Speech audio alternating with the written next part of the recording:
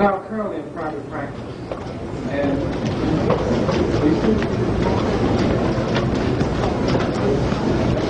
the clinical director of the Paul Robeson School.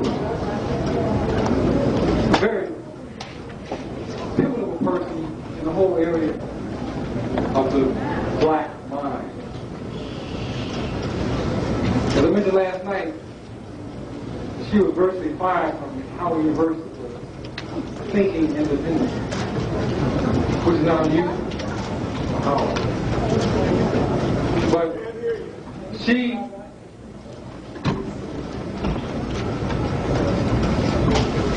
has done serious research on this whole question of AIDS. We had her at we run a holistic retreat every year over the Memorial holiday. Other people celebrate Memorial Day. A large group of Africans in this country are celebrating ourselves. And we run a retreat each year. For the last 2 years, we've had Dr. Welsing come up and spend some time with us. It was a 3-day retreat. I'll talk a little bit more about that tonight. But she has been a person that has essentially galvanized a lot of people around this country to begin to rethink a lot of things. As mentioned last night, we're trying to encourage her to finish this book, The ISIS Case. I found an editor, Cheryl Marks. She said, look, I don't even edit it, that's the problem. I want you all to give a warm welcome to our dear Dr. Francis Welsing.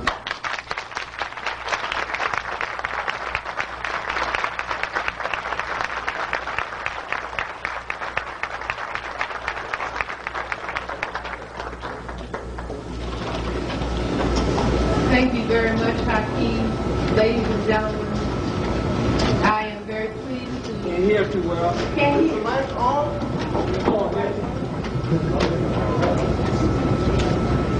Can we turn it up? That's it. Right. Well, let me say that I'm very glad to be home. Can you hear?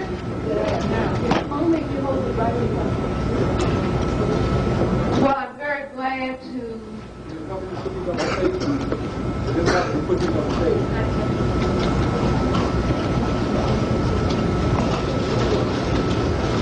All right, well, I will try to do my best to talk up a little bit.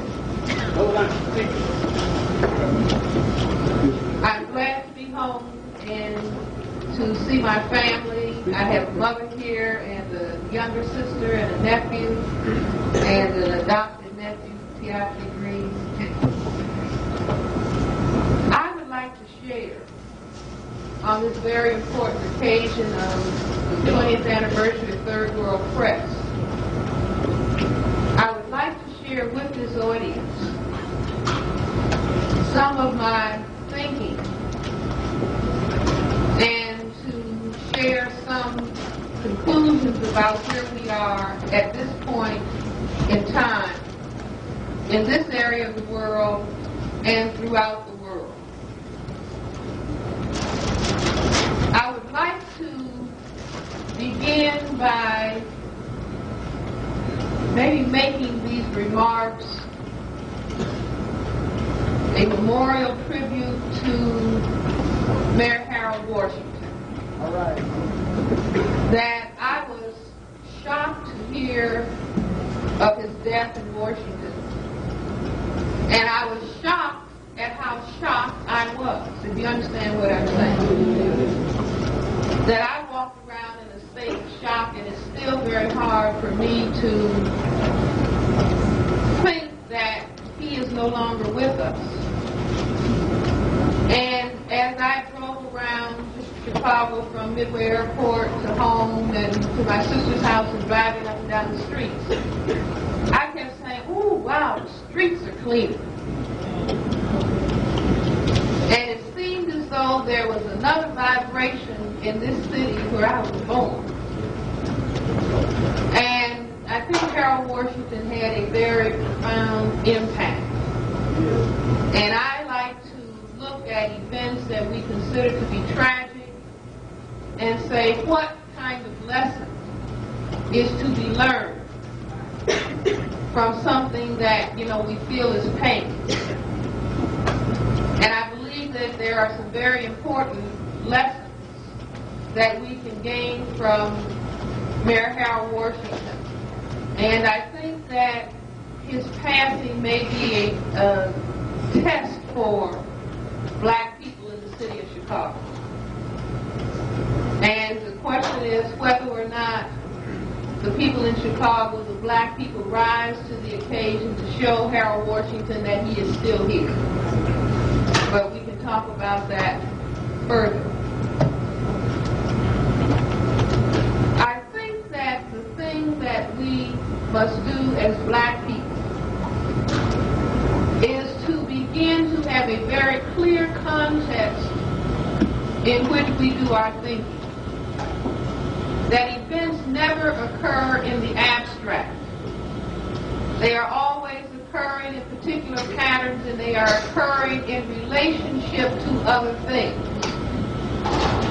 And when I talk to black people across this country, and I've recently come back from England and talked to black people there, and I say that there's a clue to what ails us to some extent, and it's how we greet each other. Many of us greet each other by saying, "What's happening? Hey, what's happening?" And I say that's because we don't really understand what is going on. That when we really understand what is going on, we will be able to say, like some other people, "How do you do?" But we are constantly saying, "What's happening?"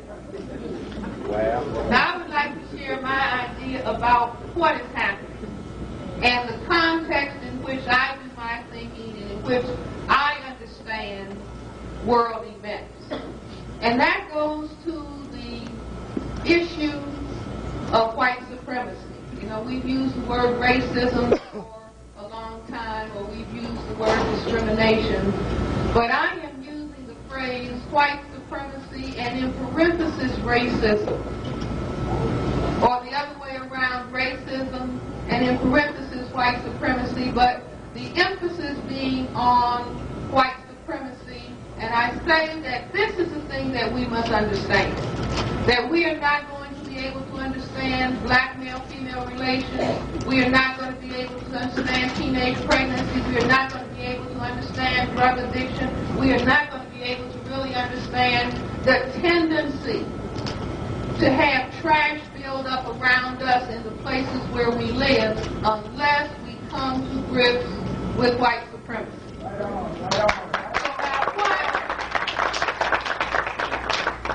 What is this white supremacy? And I want everybody to take out a little piece of paper and get a pencil and write this name and write this telephone number down. The name is Neely Fuller, N-E-E-L-Y, Fuller, F-U-L-L-E-R, and his phone number is area code 202-484-5461. This gentleman is the author of a book called The Textbook for Victims of Racism or White Supremacy. I would recommend, this book costs about $25, $25 or $30. I consider it to be a very, very important book. I worked with this gentleman 17 years to get his book published. He is a guard at the Bureau of Engraving in the District of Columbia. This gentleman said back in 1956 that he thought that racism was about people who classify themselves as white, maintaining control and domination over the people that they classified as non-white. And when I heard him say this around 1967, it just clicked. That's it. Prior to that time, I considered myself to be a Marxist, and I was looking at racism as a byproduct of economic activity. But as I attempted to use Marx's definition, it wasn't producing the answers that I needed. And at that point in time, I was training to become a psychiatrist, and I wanted to have some answers so that I could help black people solve their mental health problems. But as I attempted to use Marx's concept, I wasn't really getting the traction that I needed to solve these problems as a physician. And so I heard this gentleman one day start talking about a book he had been working on, and he said, no, that you have a system of white supremacy, and that is about people who classify themselves as white being in control and domination. Well, I'll talk on this one.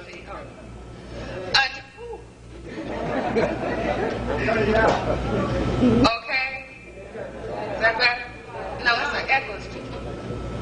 Can that be turned down a little bit? Okay. Okay. So Fuller said that this system, that white supremacy was a system, and that, listen to this, that this system functioned in the area of economics. This system functioned in the area of education. This system functioned in the area of entertainment, labor, law, politics, religion, sex, and war. Are you all with me? Yeah. Do you see the difference? Marx was saying that this was causing this. And Fuller said, no, we have a global system of white supremacy that carries out activity in economics, education, entertainment, labor law, politics, meaning all the areas of people activity. So then Cress Welsing comes along and she said, why? Why indeed would these people set up such a system? And the question why is a very important question in psychiatric medicine. The question why is a very important question for the brain-computer period, and that's why anybody who knows a little 2-year-old or 18-month-old or, probably 2, and they keep saying, why? Why, Mommy? Why? Because this is the question that turns the brain-computer on. It is a question about cause and effect. You see? What is happening so that the brain can say, oh, okay, I've got it now. Now I can understand, and I can move from there to understand many other things. So I said, why would these people do this? And then my education, starting at Douglas Elementary School, Wyndham Phillips High School, Antioch College, Howard Medical School, okay, classmates or whatever, that all of this came together once I raised this question, because this question just said, brain-computer, go to work on this problem. And so I was standing in my kitchen, as a matter of fact, doing dishes or cooking, and the brain-computer came with the printout. And the printout was this, that here we are on this planet Earth. 1/10 of the people have white skin. 9/10 of the people are black, brown, red, and yellow. One of the things that the 1/10 would say is that the 9/10, particularly the black people, were genetically inferior. How many people have heard that? Everybody. So I also understood in training as a psychiatrist, when somebody is pointing, something's wrong with you. Something is wrong with you. something is wrong with you. Something is wrong with you that the behavioral scientist knows that the finger that is pointing at somebody else has 3 fingers that are pointing at them. That's right. And so I also thought about that and I said, oh, wow. These people are telling us that we are genetically inferior, but the same people are genetic recessive. You see, and even if you have not studied formal genetics, everybody in this room, every black person is a scholar in genetics. Because all black people know, don't marry anybody darker than yourself.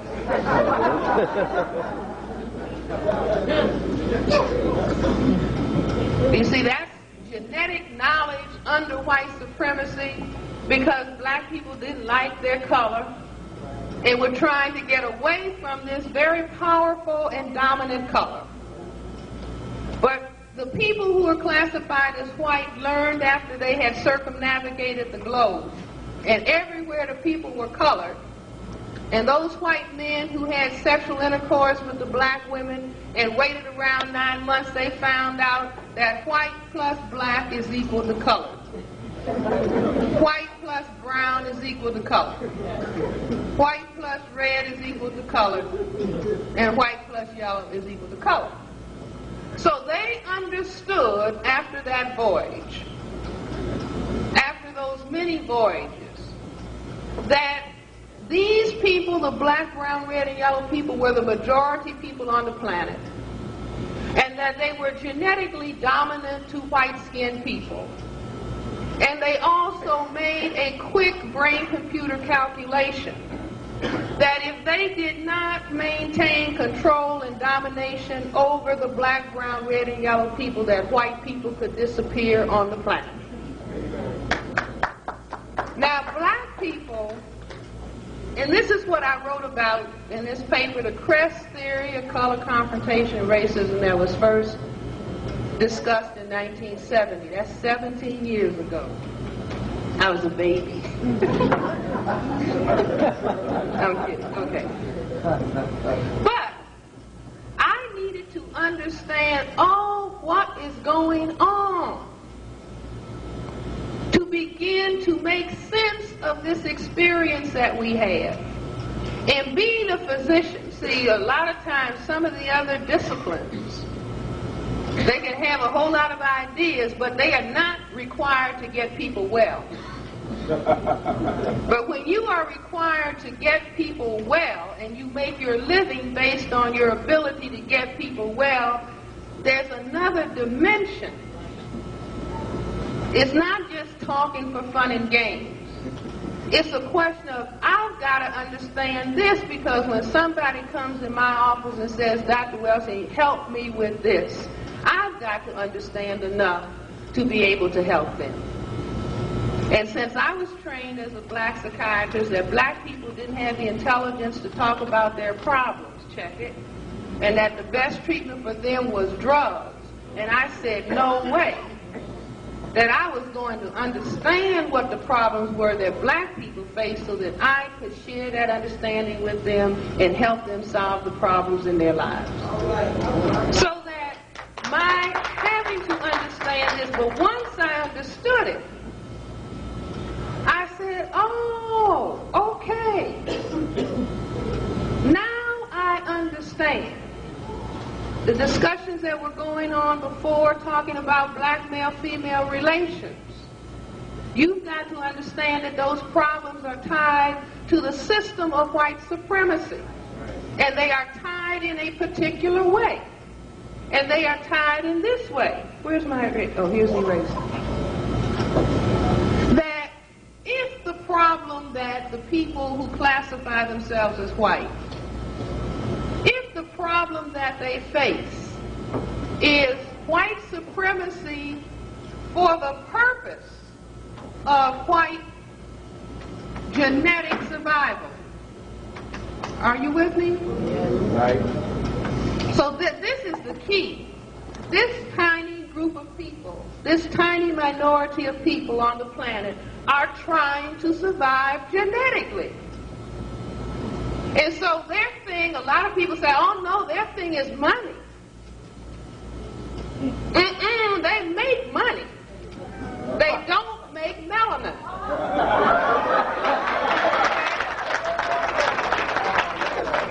See, they manufacture money. See, they manufacture money. But God makes melanin. Now, they didn't have it, and so their struggle is to survive genetically. Now, black men and black women, we are all equal people. We are not the same. Women are not the same as men, and men are not the same as women.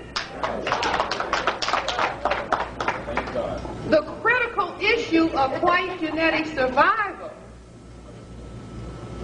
is related when it comes to black, brown, red, and yellow people, is that black, brown, red, and yellow women cannot cause white genetic annihilation. See how quiet it is? The women are offended. No.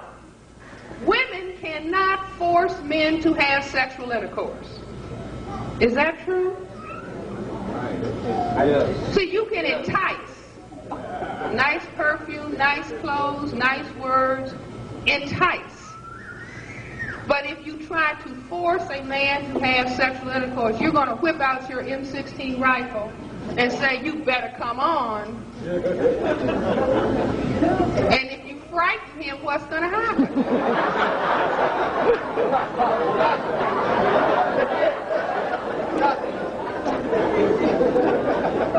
See, now these are basic facts of physiology. It doesn't require anybody to make this up.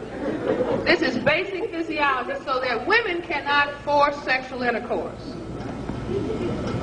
Men, white, black, brown, red, and yellow, can impose sexual intercourse. See, I'm not talking about rapists, but I'm talking about they can impose sexual intercourse. So that the critical issue of white genetic survival comes down and attacks males differentially than it does females. You see, in other words, a white male can decide, now I want to make some lighter colored black people. So I'm going to have sex with a black woman. That's his decision. The woman cannot, the black female, the non-white female cannot impose that decision on any white male or any non-white male. But males can impose this decision. And so because of all of the levels of color, black, brown, red, and yellow, black is the highest level of melanin pigmentation. Brown, red, and yellow, these are lesser levels of the same pigment.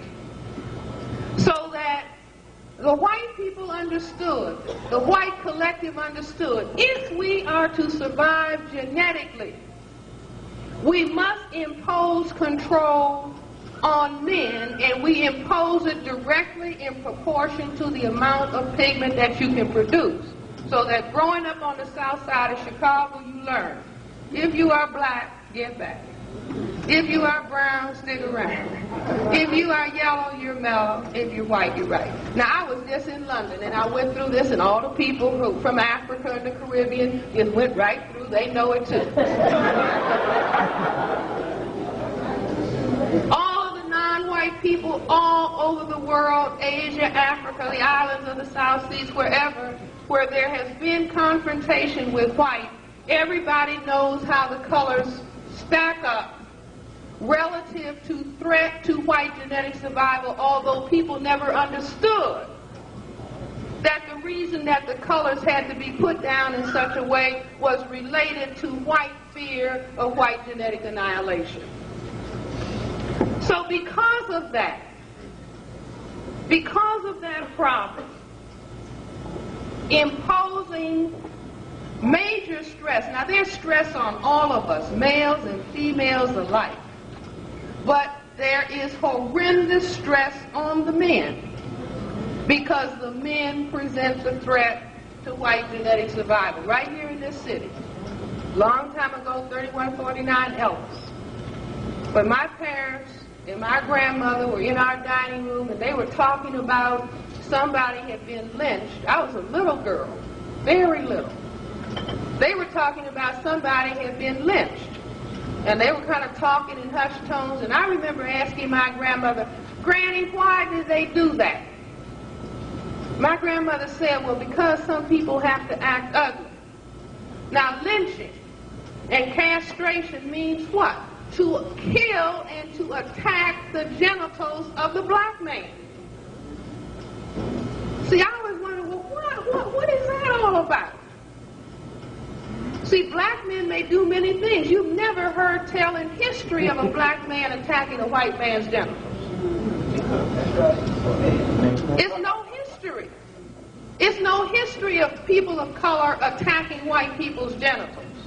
But there is global history of people who classify themselves as white attacking the genitals of non-white men. So you say, why? Because the brain computer wants to understand in depth so that it can move with greater power. So we say, why? And we end up with this. Here's the black man's genitals. Attack this and destroy this. Why? Because in the testicles is what? The genetic material.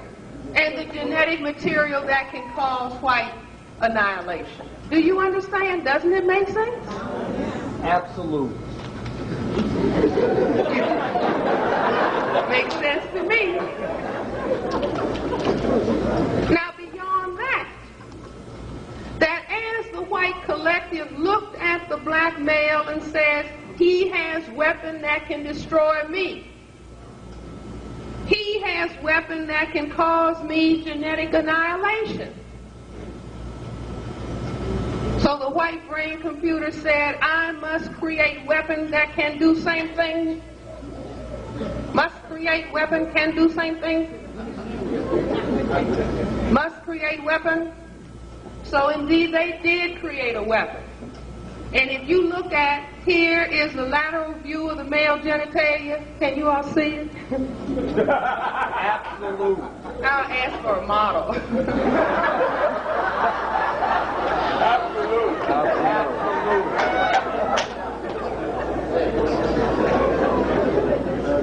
All right, but look at this.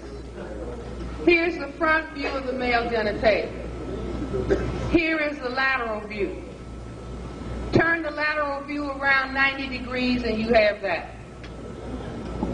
See, if you turn this around, just turn it. And then what is this but this? That's the gun. Do you see? Can you see that? Oh, wow, they can't see it. Some models back. This, I need a model. This.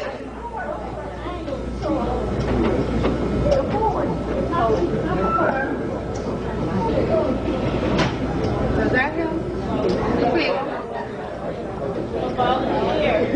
A volunteer. They want a volunteer. Just imagine. Think of the man standing with no clothes on. You see his genitalia. You see two testicles and a phallus, penis. Okay. Now a side view is like one testicle and phallus, and if you turn it around, you can see that it is the same as the gun. Are you with me? That side needs a model. Okay. Now, what does, within the white supremacy system and culture, what do they call the gun? Come on, class, this is a workshop. The great equalizer. Oh, do you understand? This then becomes equal to this. If he has a weapon, meaning the black male's genitalia, testicles, genetic material, that can cause white genetic annihilation, the white collective says we will produce a gun that will be the equalizer. And the people who are by law allowed to carry the gun, anytime they see a black male and they think, I want to kill him, he can annihilate me, then they call it what? Justifiable homicide. That's right, that's right. Are you with me? Absolute. All for the purpose not of economics, but for the purpose of what? White genetic survival.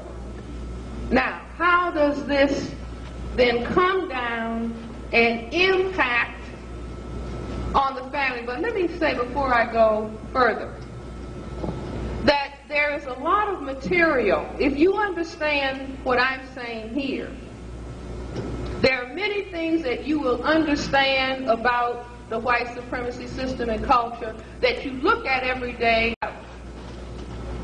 Most people do not realize, see, we're getting ready to come around towards February 14th, Valentine's Day. The most important thing about Valentine's Day is that it is a day in the white supremacy system and culture in which they give out chocolate candy. Wow. The white female likes the white male to give her chocolate candy. Now,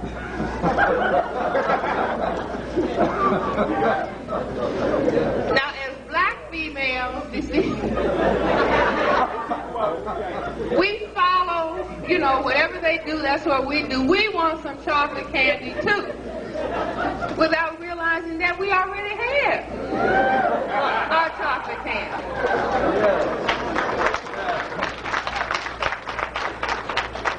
Somebody's about to die.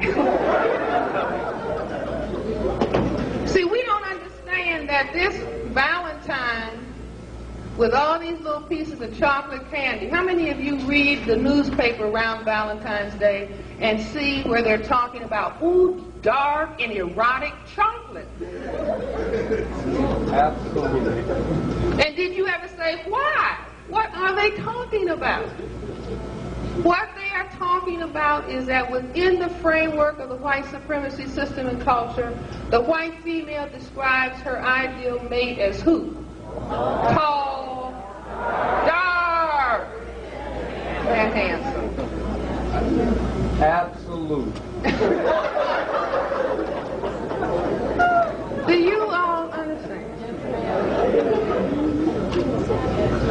See, now, unfortunately, Marx couldn't help us get to this. Absolute. See, nor could Marx help us understand suntanning. Because while on the south side or the west side or wherever it is that we are as black people, children are learning before they learn to read. The darker you are, the uglier you are. The more color you are, the uglier you're supposed to be. Without our understanding that over on their side of town, they do what? They suntan. Why do they suntan? Because not according to Cress Welsing. According to them, they don't think that they look beautiful unless they have tried to make their skin dark. So like the children say, psych you out.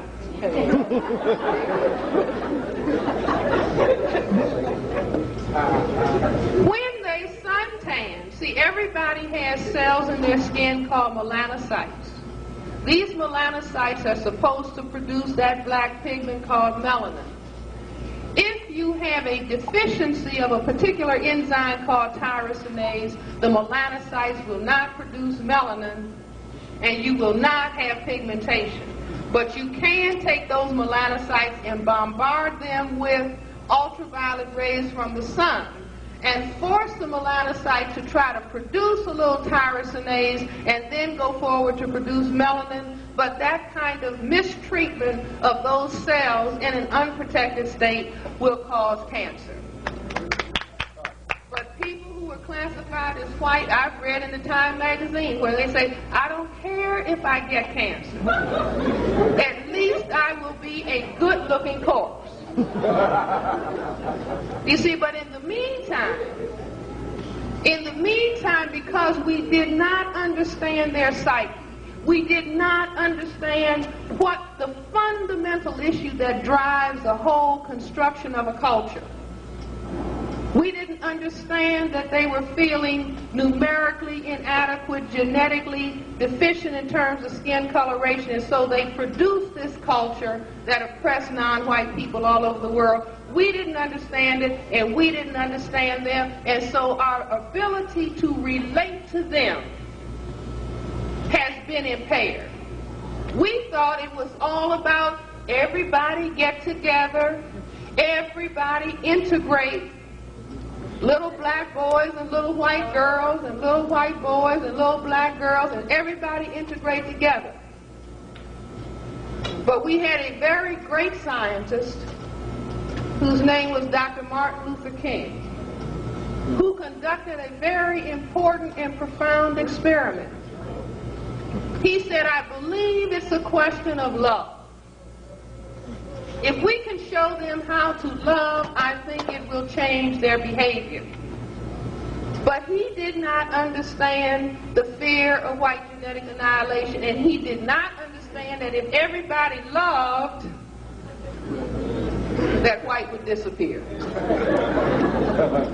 Right. And so Malcolm X, he also was a great political scientist who conducted an experiment, but he was talking about not love. He was thinking about the bullet, so he had to be eliminated. But Dr. Martin Luther King, who talked about love, and because that would lead to white genetic annihilation, he was also killed. Do you understand?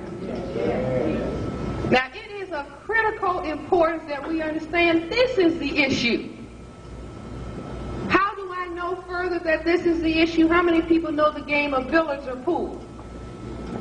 Everybody in Chicago knows. Come on, don't you all know that game? Sure you know billiards and pool. What is that game about? Balls. That game is about white supremacy, but most people don't understand it. A white ball and a whole lot of colored balls are on the table. The white ball knocks all the colored balls under the table. Isn't that the game? But somebody thought that that game was entertainment in the abstract. Nothing occurs in the abstract.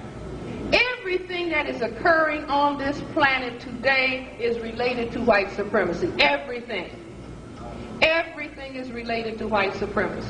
So as people who were in knowledge about what was going on, as they played the game of billiards or pool, it was going into the white psyche. White must remain on top, colored balls under the table. White must remain on top, colored balls under the table. White must remain on top. And we're just clowning in the pool hall and playing, talking about what's happening.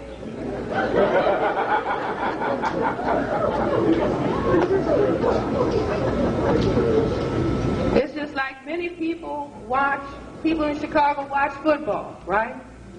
People in Chicago watch basketball. What are those games about? Those games also are about balls. And these are the balls that we're talking about. Aren't those balls? See, testicles are called balls. Absolutely. But when we thought balls, we said, oh no, this is just entertainment. And that's why it is reported that somebody interviewed Jimmy Connors, tennis star, and Arthur Ashe.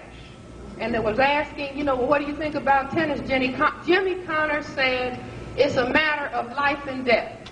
Arthur Ashe said, it's fun and games. And you see what I'm saying? Because they were coming from when Jimmy Connors is smashing that little white ball across that net with a white opponent. It means one thing to his psyche. It means quite a different thing to Arthur Ashe. But this is a culture that says what? Keep your eye on the ball. We think that they're talking about some basketball or football, period. No, they are talking about these balls. These balls that can cause white genetic annihilation. Absolutely. And that is why the ball games in this culture And most people don't think about it, that there are two series of ball games. And I won't ask the audience, but the two series are what? Big brown and small white. Absolutely.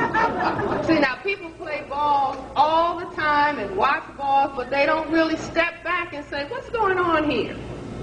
And the reason that I got to this is that one Sunday in Washington, it was so quiet. And I like it to be quiet because you can really think when it's quiet. So I said, what's going on? And then it dawned on me, the ball game. So I said, wait, these ball games mean more than we think they mean. And that's how I understood this. The big brown balls are football, basketball, soccer. See, so that means underneath is black, it's got a little white covering on it. Okay. Bowling ball, small white, tennis, golf, ping pong, baseball. Okay? But these are the basic. These are the basic ones. Now the men that are considered to be most virile play what games? Football. Football and basketball. Meaning they play with the big brown balls. I see a gentleman laughing so hard he can't write. But do you understand what I'm saying? See, this is symbolic activity. This is activity that goes on at the subconscious level of brain-computer functioning, where the brain is dealing with critical reality without talking about it on the surface.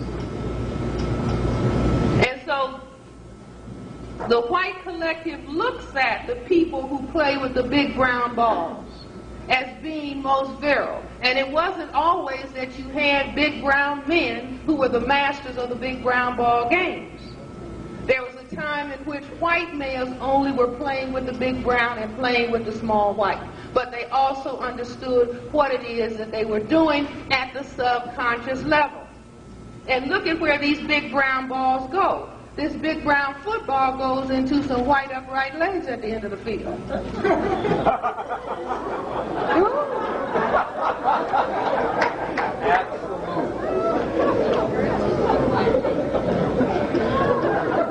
And the basketball goes into a white net. And there are white females that dance along on the side.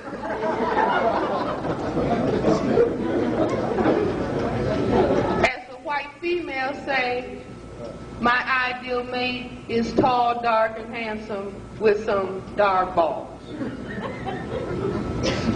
Do you understand? Now, the game that is played by the most powerful white males is what? Golf. Little tiny white ball. Long stick held in between legs. And he's trying to get this little ball in a hole in black Mother Earth. At the same time that within the white supremacy system and culture, white men say they are not men until they have had sexual intercourse with who? A black woman. Do you understand what I'm saying, ladies and gentlemen? Absolutely. See, this is very important because if you don't understand, see, the reason that we're spacing around and quite can't get it together because we do not know the game that is on the table. We do not understand what actually is going on, but I can guarantee you the reason that a tiny minority of people on this planet can control the whole planet, it is because whether they speak Russian or whether they speak English, whether they say they are Republican or whether they say they are Democrat, or whether they say they are socialist or capitalist or communist, the surface, the bottom fundamental line is white genetic survival. And that's what last week's activities were about in Washington.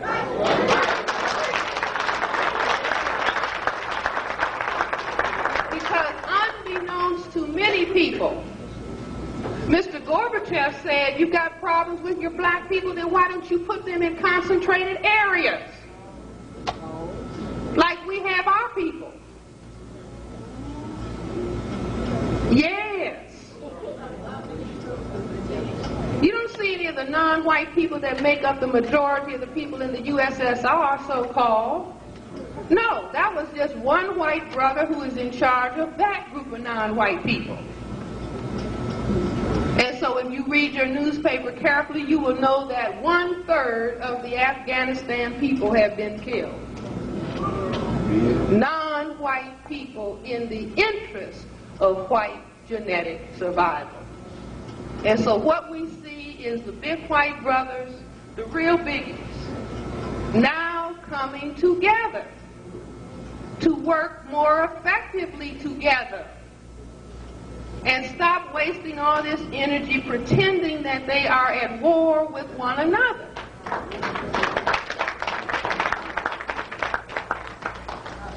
Because non-white people are twisting and turning in different places. And it is becoming increasingly difficult to maintain white supremacy for the purpose of global white genetic survival without just out front total cooperation. Now this is the thing that we have to understand. And as long as we don't understand it, I maintain we will be making big mistakes. That what we need to think about in the analogy that I'm using is that what we have to have in mind is the chessboard. The chessboard, anybody? On one side of the chessboard you have the white pieces. And on the other side of the chessboard you have the black pieces. This is not a game about integration.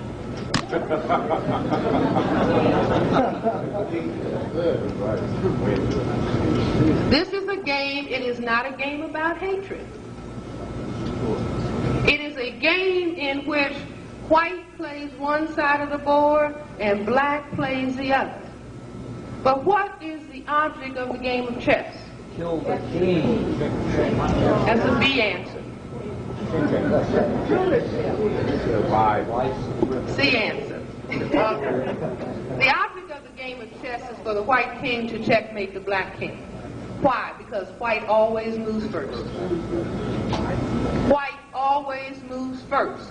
So that white is playing offense, defense, and black has to play defense, offense. But you can win chess playing the black side of the chessboard. You can't win it if you are thinking you can ask the white side to give you some points. You cannot win it if you think that the game is about the black king punching out the black queen or the black queen punching out the black king.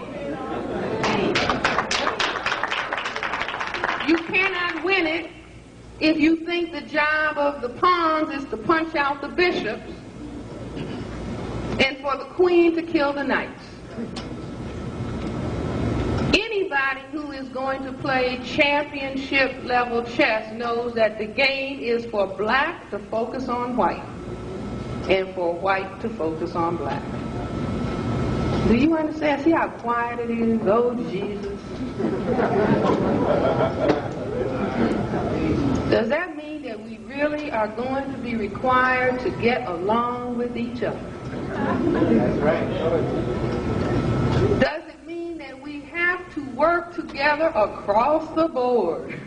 Absolutely. Yes, it does. This, to me, is the challenge that has been left by Harold Washington, because he showed by giving his life the level of struggle carried out. If a black person is really going to do anything, the challenge that we are facing is whether can we look at the chessboard? Can we get comfortable playing the black side of the chessboard to victory? This is a side of the chessboard, let us say, that is playing for white supremacy for the purpose of white genetic survival. And this side of the chessboard has to play for justice. Not killing and destroying all white people, that's not what I'm talking about. But there must be neutralization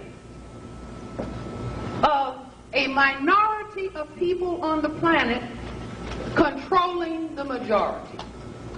If you say that you understand what is happening in South Africa, that is a situation in people who classify themselves as white and 22 million black people. And when they say by any means necessary we are going to maintain white power, otherwise we will lose our national identity, they are saying if we don't control the 22 million that we will be genetically annihilated. But I can tell, see, the vibrations have gone down to almost zero in here. Yes, they are. And I'm going to tell you why they've gone down to zero. That once we are required to face up to what is happening, this is a very dangerous and deadly situation. Because it is my point of view that the AIDS virus was man-made.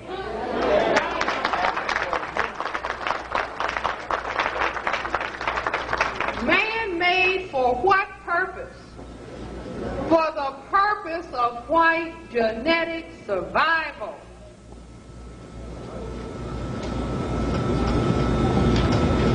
Maintaining white supremacy is war that is conducted against black, brown, red, and yellow people for the purpose of white genetic survival. It is a deadly game of war. All people who were raised up under lynching and castration know how deadly it is. All the people who are standing on the corner without jobs, all the people who are treating their depression with heroin and cocaine or alcohol know how deadly it is. All the people who know through training that men who classify themselves as white do not permit non-white men to look at them straight in the eye. Absolutely. Beyond 4 seconds. Do you understand what I'm saying? Now I can feel the vibes. Why do we have to talk about this?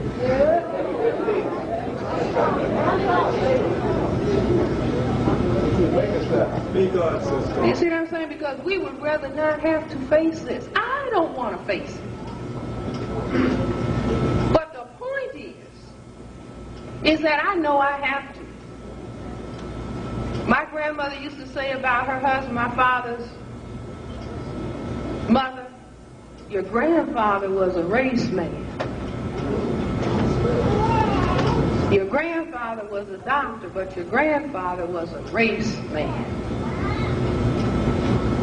Focusing on the issue of color. My father was a race man, focusing on the issue of color.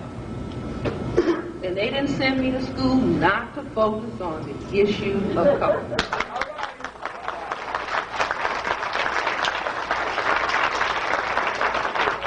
No, we have to look at this. Because there is not one problem that is going to be solved. There's not a problem that is going to be solved in a black household between a man and a woman if they are not doing the Nelson and Winnie Mandela pattern. And what is the Nelson and Winnie Mandela pattern? They have been separated for how long? 26 years, 20-something years. But every time you hear their name, you think of them as being together. Because it's a black king and a black queen looking at the white side of the chessboard in their respective locations. And what comes about as a result of that? See, if I'm just trying to play house, you understand? Whether it's male or female, just trying to play house, white supremacy is coming in the window. You think it's the hawk, that's white supremacy.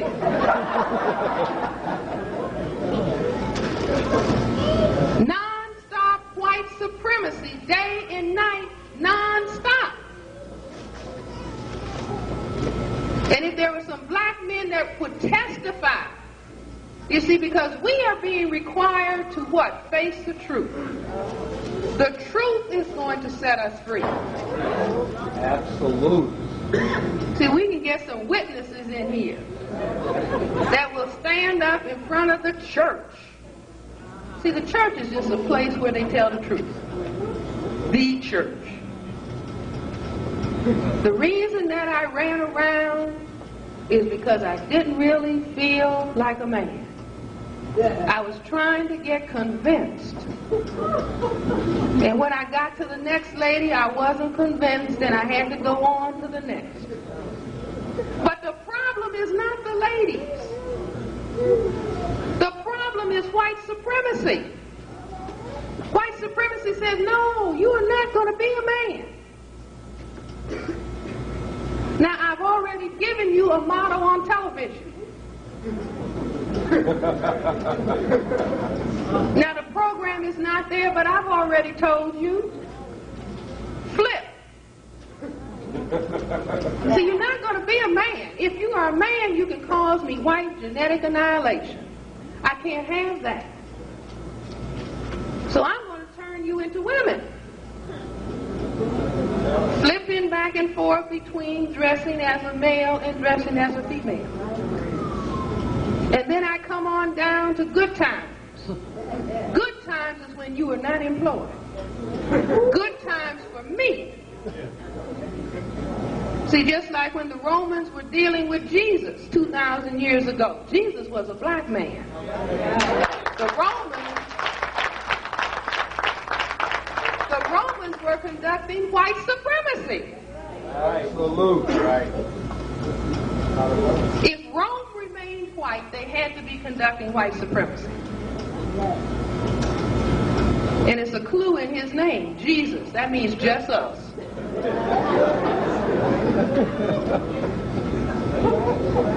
You never thought about that. Just us. JES-US. See, Rome was coming in and saying, no, you are going to submit to me. So white supremacy has been going on for a very long time. When they thought that the world just consisted of, a little bit of Europe and the whole of Africa and the Mediterranean, white supremacy. White genetic survival was being conducted.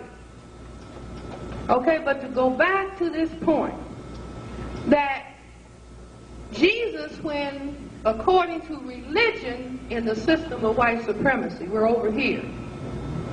You see where they changed the color of Jesus? Yeah. So that all of the non-white people in the world would not be worshiping their own image, but they would worship the image of the oppressor. And when you worship the image of white supremacy, you'll never come out from under it. And when you look at, like I went to Olivet Baptist Church, Quinn Chapel AME Church, baptized in one, christened in the other, and the little Sunday school card. How many people saw the little Sunday school card? And the picture of Jesus that is in your brain, and it will not come out. You see, but your brain computer has already made the calculation. If that's the Son of God, God must be white. See, but probably if I ask what color is God, God doesn't have a color. Ask your computer.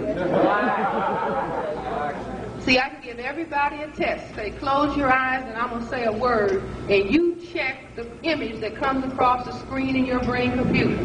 Close your eyes, everybody. Eyes closed, Kai? Okay, here's the word. Jesus. So you didn't see an image that looked like any of the black men in this room. You said, that's not Jesus. That's not my Jesus.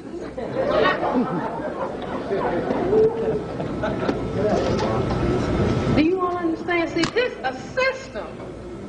a system is made to turn out a particular product. This particular system has been designed for the purpose of white genetic survival. And so it is a system of programming the brain computer in all of these areas of activity to achieve this objective. Now, what we have to do is decode the game that is on the table. Just like if you don't play chess, you can sit down a long time and watch two people who are playing and then figure out exactly what the game is.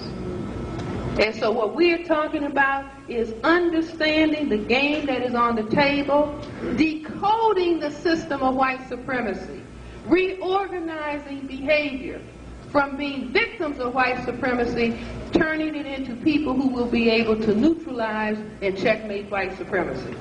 But it will take understanding that we are afraid to deal with white supremacy.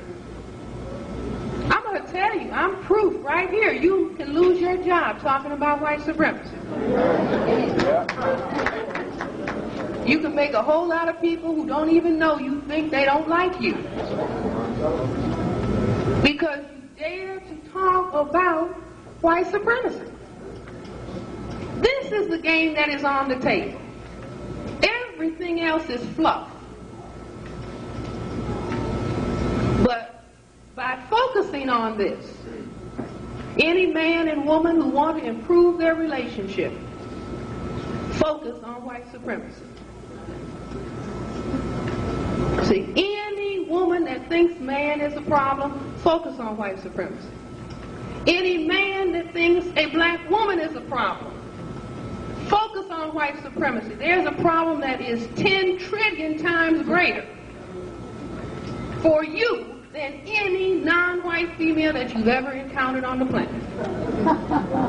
And by looking at this side of the chessboard, which will require courage, and the use of courage will produce self-respect. And when we are in self-respect, for example, if I, Cress Welsing, said, I can't stand men, I can't stand black men, what would my self-respect score be max? 0. No, it wouldn't be 0. It would be at max 50%. Why? Because I am produced by a mother and a father.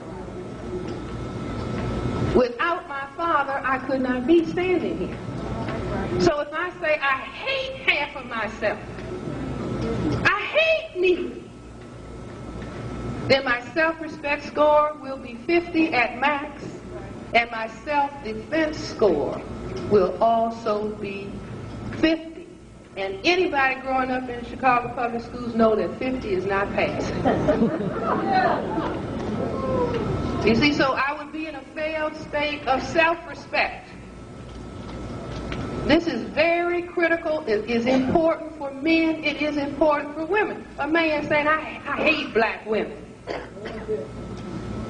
I hate black women. His self-respect score at max can only be 50.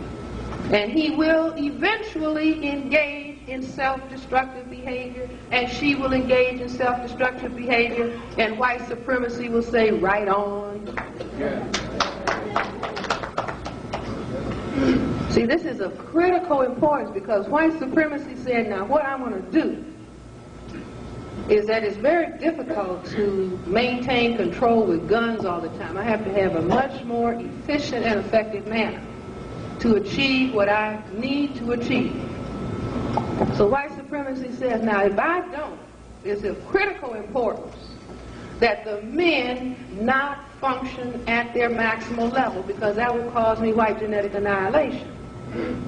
So if I cripple the man so that he cannot play that essential role of breadwinning, I can make any woman that he relates to hate him.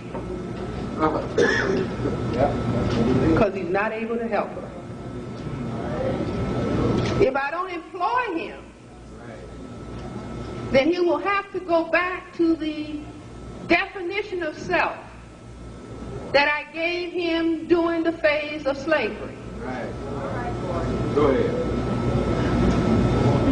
See, I will make him continue studying, and then I will make his children hate him, because he's producing that which he cannot take care of.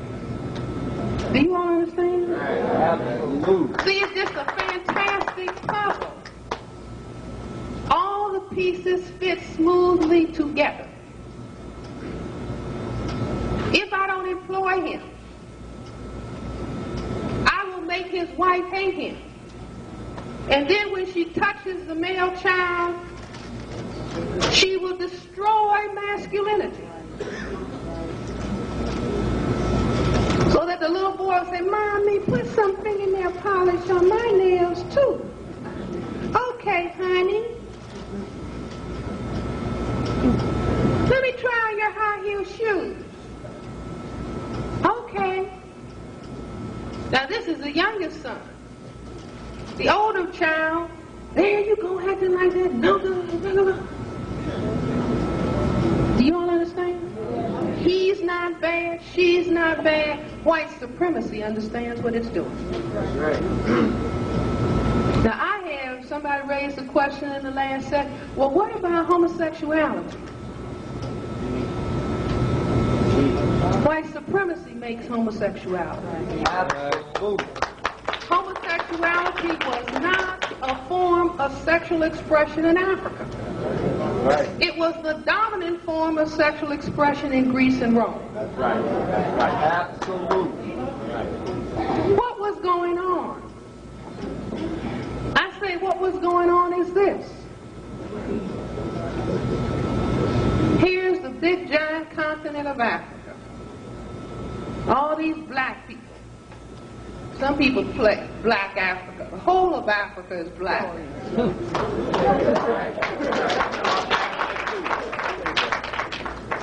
Over here, the Mediterranean, here's Italy, little tiny countries, Europe. So these little men over here, white, saw these giants over here, black. And they probably start saying, who has the biggest penis way back then?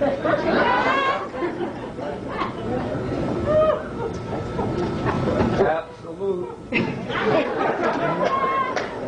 So I say that the men on the northern side of the Mediterranean said, gosh.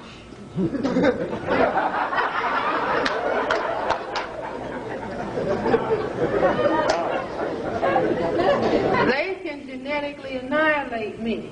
And I think it's also bigger.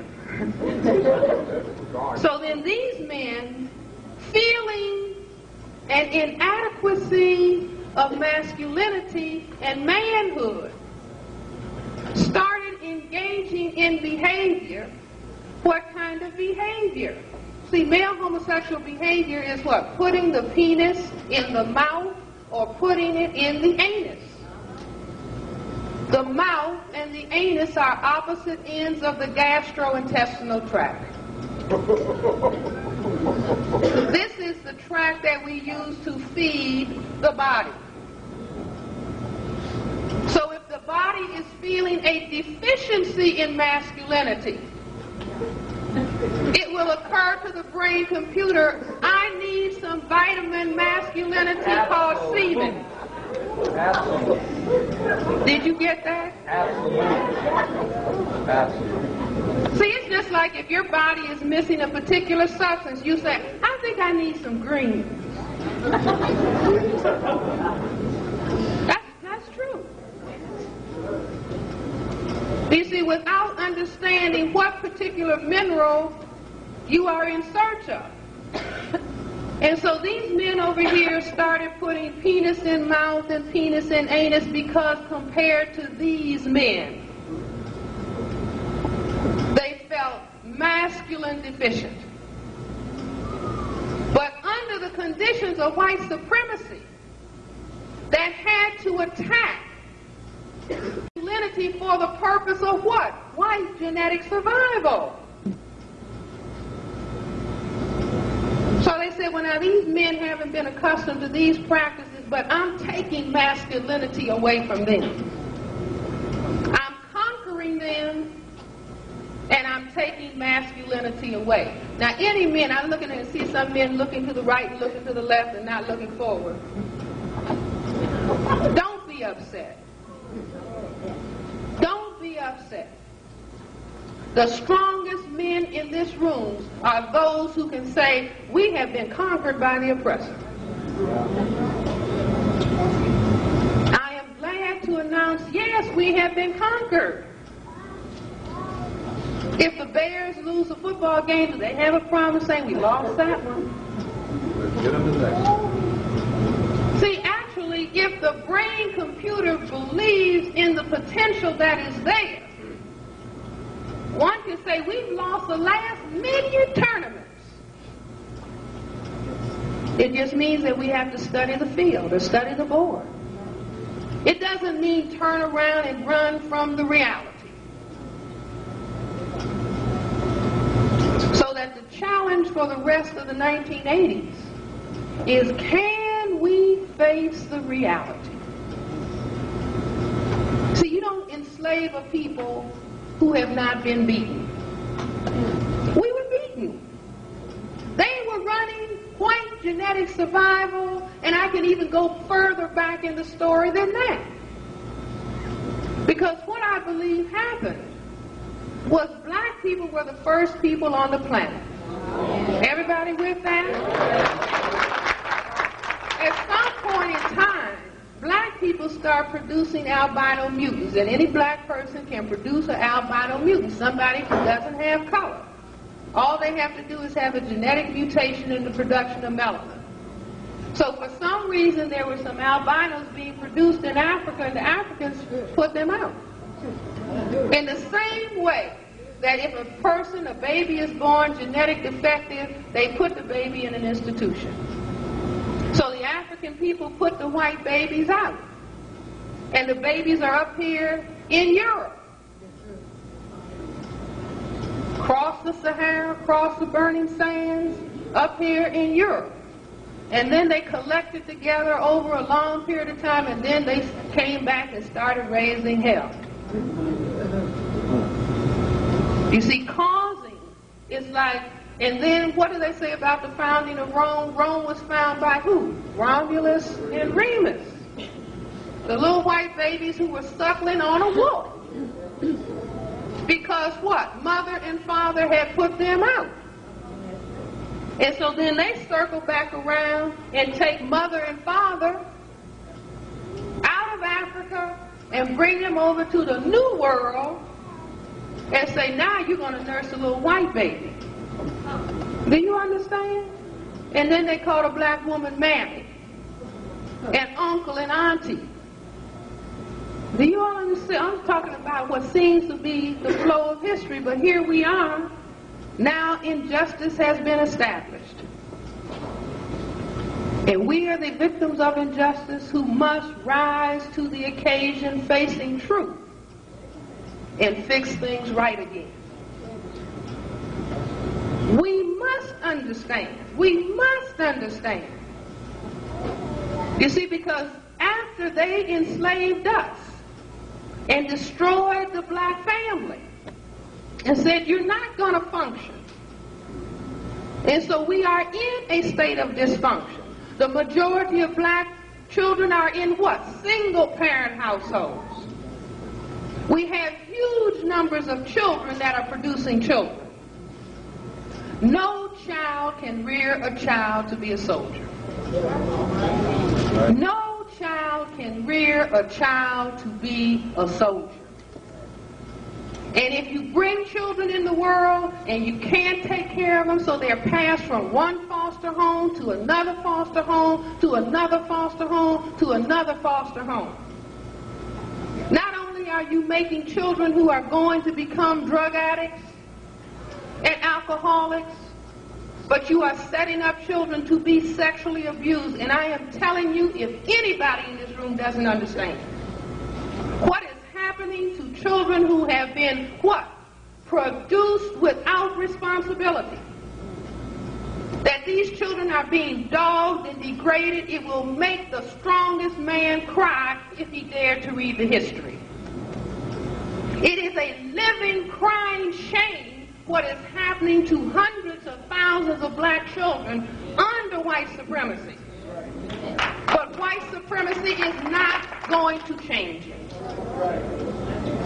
It is up to black people to study the chessboard and say never another black child is going to be born to a child. Never another black child is going to be born and then given away to the slave master and say, you raise it. Do you all understand what I'm saying? I'm saying my view. No black woman should have a child until she's 30. No black man should become a father until he's 35. No more than 2. No closer together than 3 years apart. Why? Because we are going to win this war. All right.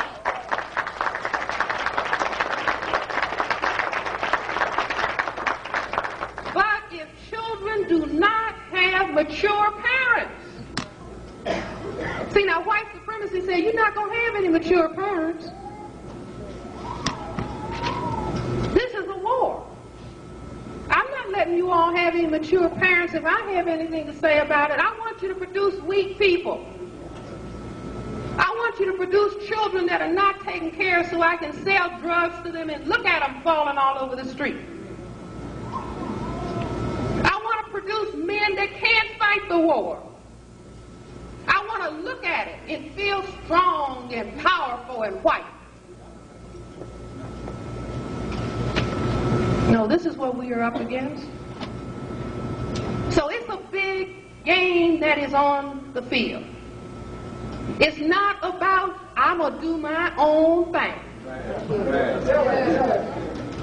You don't go on a football field and I'm going to do my own thing and the coach says get off the field.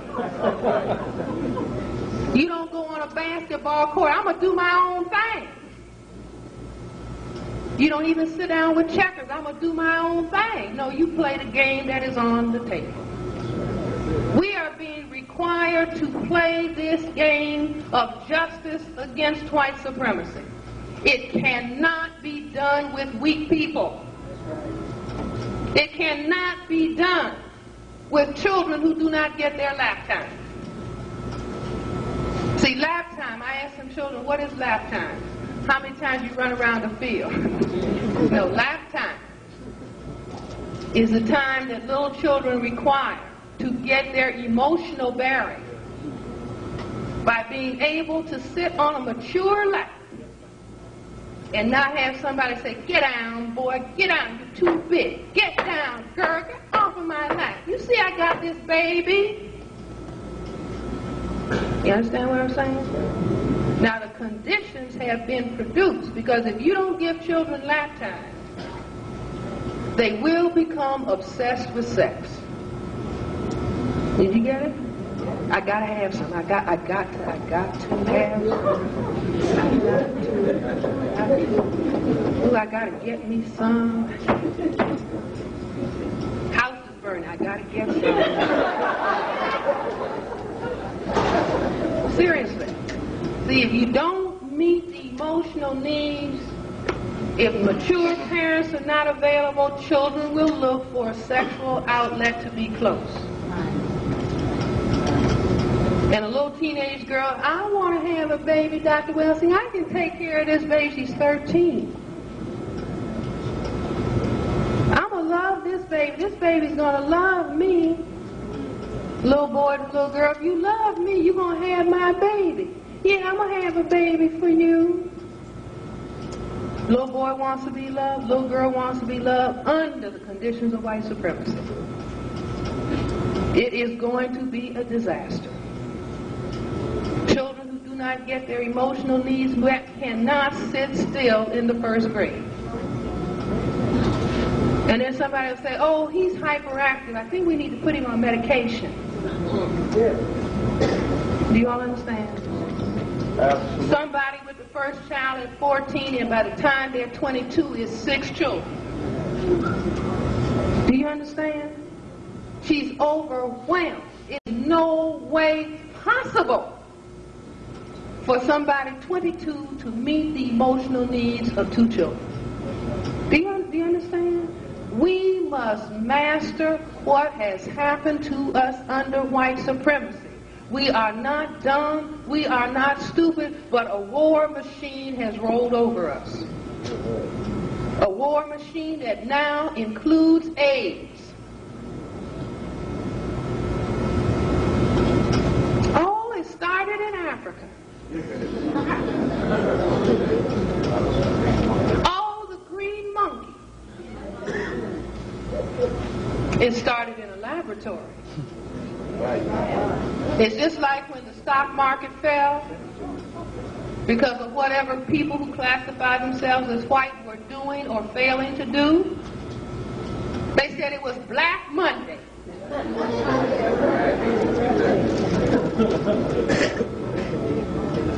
So when they manufacture a virus that is specifically for the purpose of depopulating, to reduce the numbers of black people because it is too much for me to deal with. So if I just gave it to them straight, then they would say, oh, wait a minute, how come only black people have it? So what I'm going to do is give it to the white homosexuals who I think are weak white men, and so I can get rid of them, and then it'll look like it's a black-white thing too. So people who study history will say, wait a minute, isn't that the same plan that Hitler had? Before Hitler destroyed 6 million Semites of the Jewish religion because he said they were not white people. And he took the white homosexuals out in front. We have exactly the same dynamic going on that went on in Nazi Germany. Hitler backed up trucks to the mental institutions and gassed those people. What do? We're going to let them out and let them walk around the streets where they don't have shelter, don't have decent food. And so within about 4 years, many of them will be dead. Just a variation on the theme. All kind of homeless people with no place to live. So we have the same dynamic that is coming down here that went down in Germany under their particular situation of white supremacy. No education being done amongst black people. I called Surgeon General Coop's office a year ago. I said, you all keep talking about large numbers of black people are going to have AIDS. And I said, but you are not educating in a public health manner. You are not educating black people. You have to go on the television over and over again. You have to go on the radio that black people listen to over and over again and educate them about AIDS. The spokeswoman in his office said, well, it's too bad. Some people just won't find out. And I said, I cannot believe you're saying this to me. And there was silence on the other end. In London, the black people are not being educated about AIDS. In this area of the world, the black people are not being educated about AIDS. And if you read the newspaper, I look at 3 newspapers every day.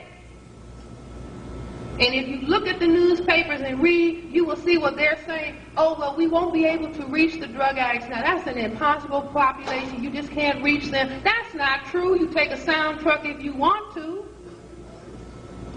And you can go and educate them.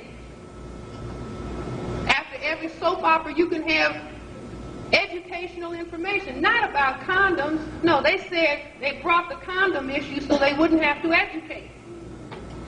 They want us to talk about condoms, and so then they will have a big side distracting argument going on about condoms so that they do not do public health education. The way that I know that AIDS is biological warfare is because there's no education that is going on. If it was a real public health disaster, it would be all kinds of education going on. And I found a book in February of 1987 called A Survey of Chemical and Biological Warfare, in which they describe a disease. The book was published in 1969. And they describe a disease exactly like AIDS, called green monkey disease, vervet monkey disease. Can be venereally transmitted, unlike any other organism, can be used for biological warfare purposes. It said that right in the book. Now here comes this green monkey again with the same disease that they're saying just came out of the blue in Africa.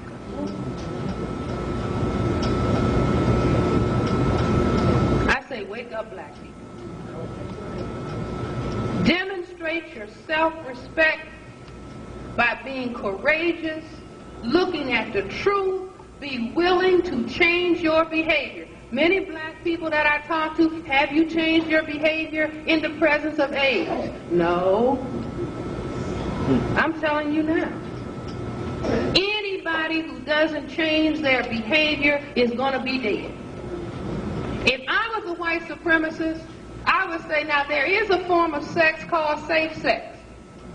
If you use a condom, then you lower your chances of getting this deadly virus. But what would I do further to do? I put holes in the condoms in your community.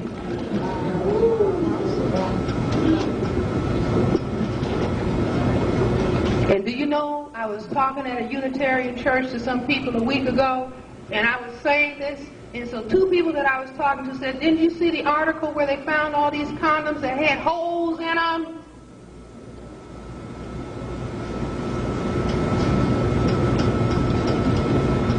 That's why it's important to understand, is this biological warfare? If you think it's just economics, you won't understand white genetic survival. And you won't understand when the brain computer that is concerned about white genetic survival will be pushed to say we have to use germ warfare on these people. You won't even understand it. If you don't understand white genetic survival, you won't understand how they could calculate to destroy 6 million who look to us like they were white. But they said, no, they are not white. They came out of Africa. They are a mixture of Greek and Roman soldiers and African women. They miscegenated for close to 2,000 years with white people, lost a lot of their color, but the white people said they still are not white. We just had a case of the lady in New Orleans, right? Who said, well, I'm white. I look as white. And the judge said, what? You are not white. Do you all understand? Absolutely. Because the person who looks white, in the mind of the white supremacist, is more dangerous than the person who you can see as black. Because the person who looks white can sneak some genes from Africa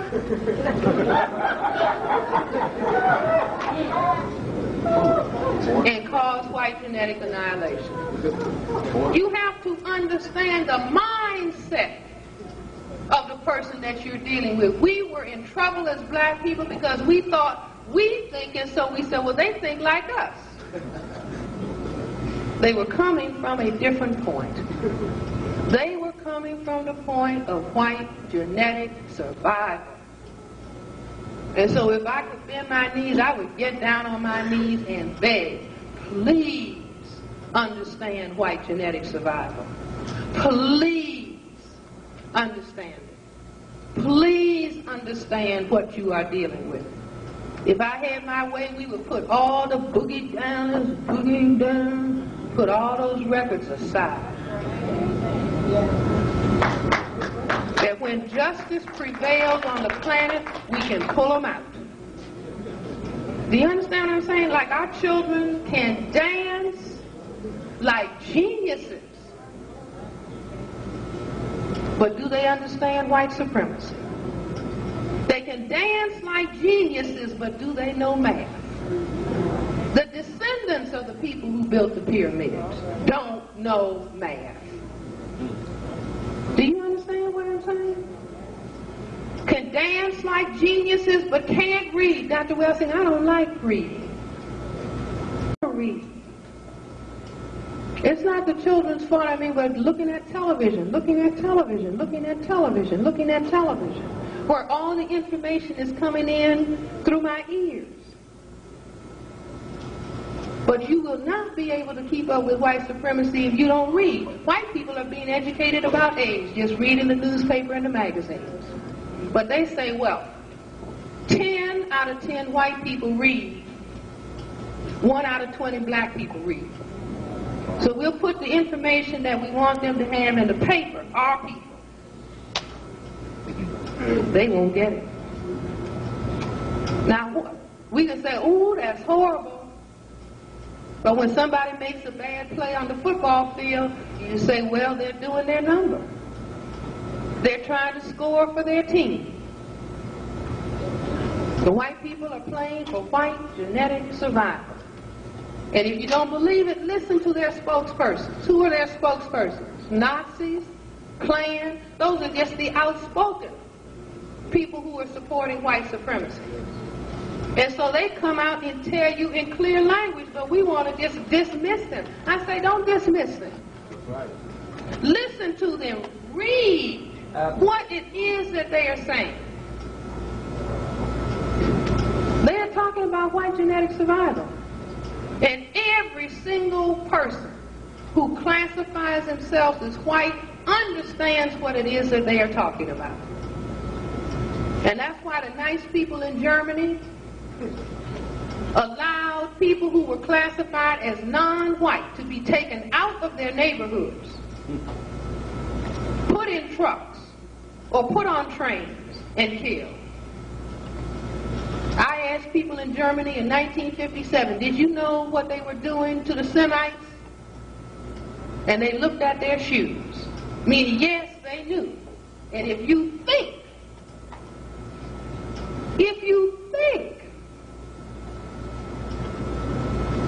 that the same thing could not happen here tomorrow, because it is happening. Right. See, biological warfare is being used. Chemical warfare, crack and cocaine and all the other stuff, PCP, that is coming into these communities by the cartload. Do you think that it is not intended? Soften up their brains with chemical warfare and give them the 1-2 punch with biological warfare on the other side. Get their brains accustomed to crack and cocaine. So they'll start talking about, I don't care. I don't care. Just give me some more. And let me tell you what I read in the paper the other day. A black woman in New York held her 6-year-old child over the toilet and allowed 2 men to sodomize that child so she could get some drugs.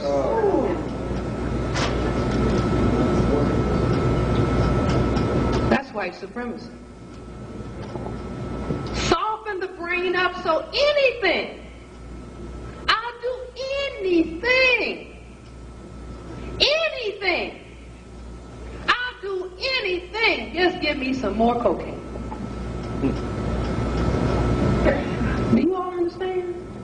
Absolutely. This is the war that is being waged against us. Now we can play around and we can not look at it and say we don't want to think about it. We can do it if we want to. I say that the Semites of the Jewish religion, they used to squabble about God's chosen people. They're chosen. And debate what were they chosen to do. And I decided in my own mind that they were chosen to show all of the non-white people in the world that no matter how light-skinned you get, no matter how many degrees you have, no matter what kind of car you have, no matter how many diamonds you have, no matter how many fur coats you have, no matter if you are a judge, no matter if you are a doctor, no matter if you are a professor, that when the hammer of white supremacy comes down, you are going to get it.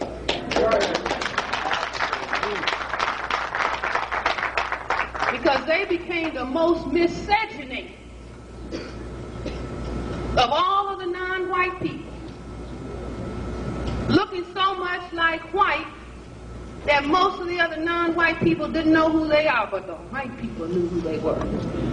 So I say learn from history, because we can sit up and repeat the same thing. It doesn't have anything to do with me. I mean, I've got mine. So I encourage us. Our children are looking for models of strength. See, children can't stand grown-ups who don't show strength.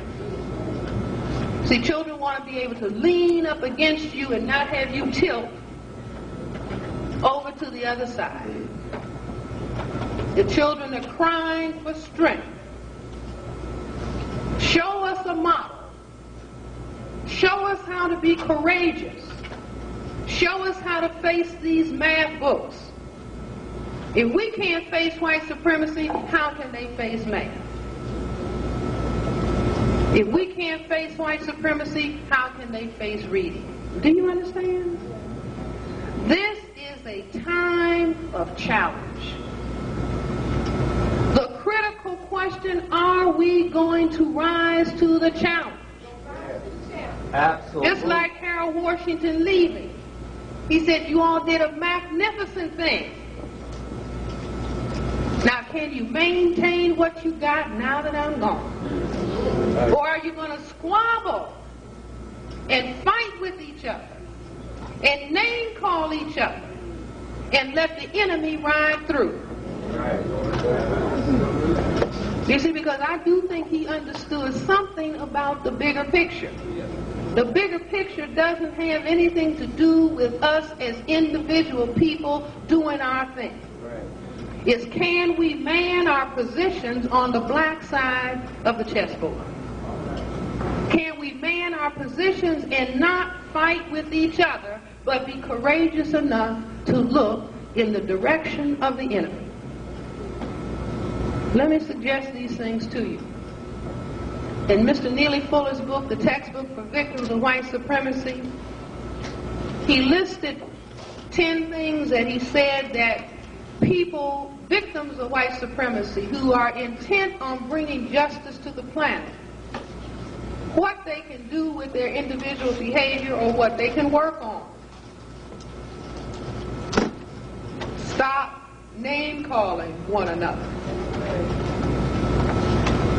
That means no more UMF, MF. Stop name-calling each other. Stop gossiping about one another. See, this is beginner's chess for mastering the black side of the chessboard. Stop squabbling with one another. Stop snitching on one another. This is going to be very important for Chicago, because snitching means informing to racists for reasons of personal gain.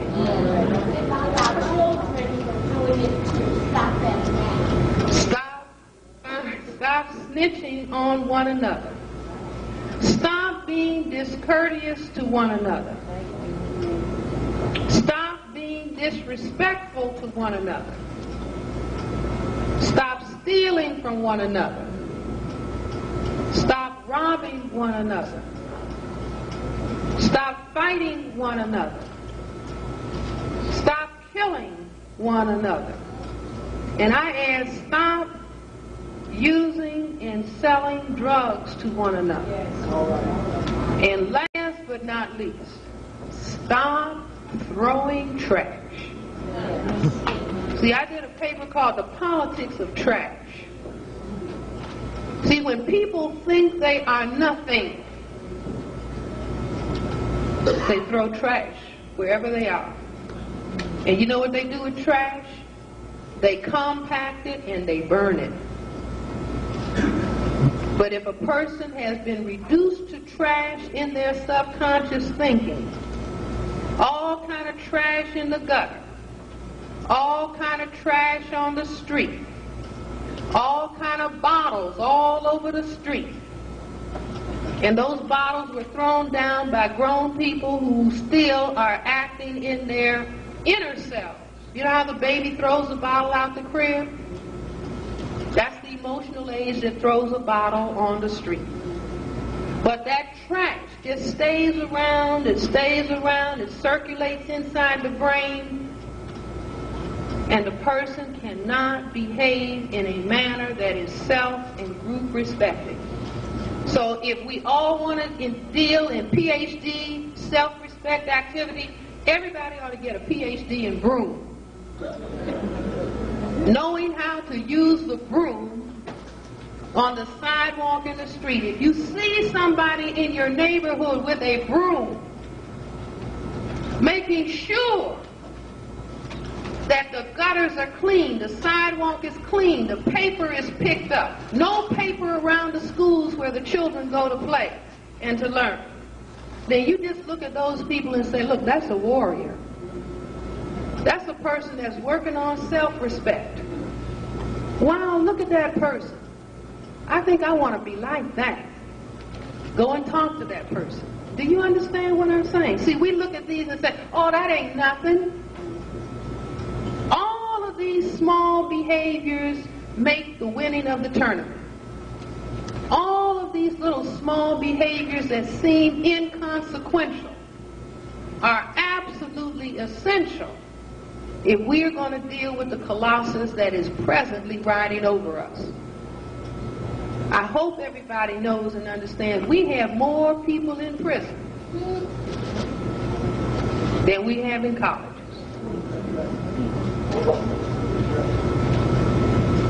And what is that? White supremacy. In South Africa, the men are on those work sites, and the women are in the Bantu stands. In this area of the world, the men are in the prisons, and the women are in the projects. It's just a difference in place. The same dynamic is going on. Keep them apart so they will not produce. Keep them apart so that they will not cause white genetic annihilation. And so what is the counter move on the board here? Not going to jail. See, not going to jail. Like when I talk to junior high school students and high school students in D.C., you're not doing something against the man to rob and steal. That whole thing was set up. From the time that daddy didn't have a job, mother didn't have a job, and you got to steal to eat. It's just like setting a trap for a mouse. I want you to steal because I'm going to put you in jail. And you're going to be in jail, and you're going to have sex with one another, and I'm going to steadily turn you into women. That's the calculation. So this is where we must begin to be wise enough to understand. These things are not happening by accident. Nobody is buying drugs on the sly. No, they want us to buy the drugs. If they said, I want you to buy the drugs, then you would say, well, how come? So they say, no, this is illegal. You're not supposed to really get this, right? They sit up and say, now we're going to put thus and so supply out here, and they don't understand. So they'll be killing each other, and then that'll help us because they're reducing their number by about 365 in all the major cities a year. This is excellent. We're really making quite a bit of progress. In Haiti, we have them slashing each other with machetes. In South Africa, we have them putting tires around each other. And in the States, we have them shooting each other. They're doing a superb job. Have you seen what an outstanding job they're doing in Detroit? Absolutely. So many of them are killing each other. We don't really have to worry about that. Do you all understand? White genetic survival. Let me stop. Maybe you all want to ask some questions. Thank you.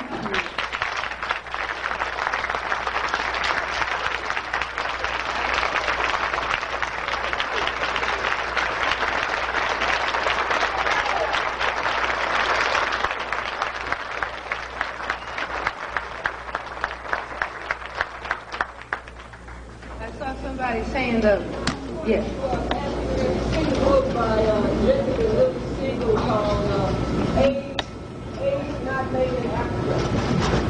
No, I haven't seen that particular book. Check it out because it documents the fact that AIDS was developed in the United States and New York laboratory.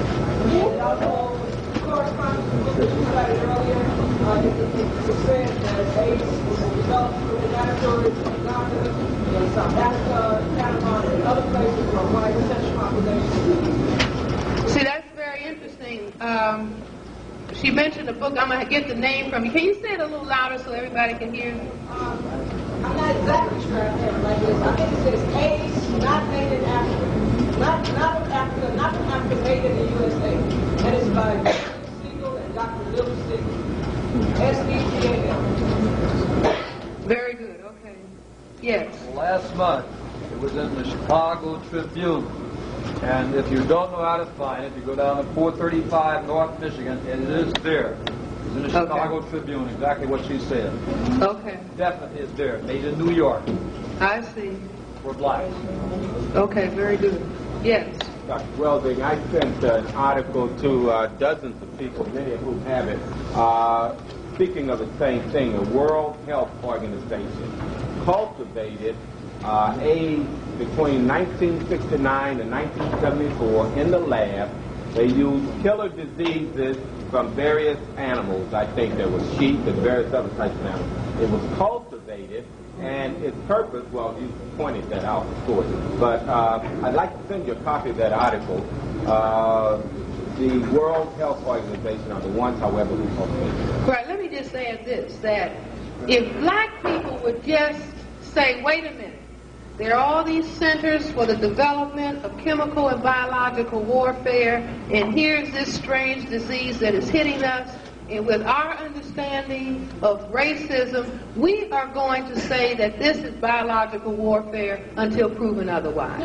You see? And so you at least say, we must consider this, because one thing I didn't say, how many of you are aware of the Tuskegee syphilis experiment?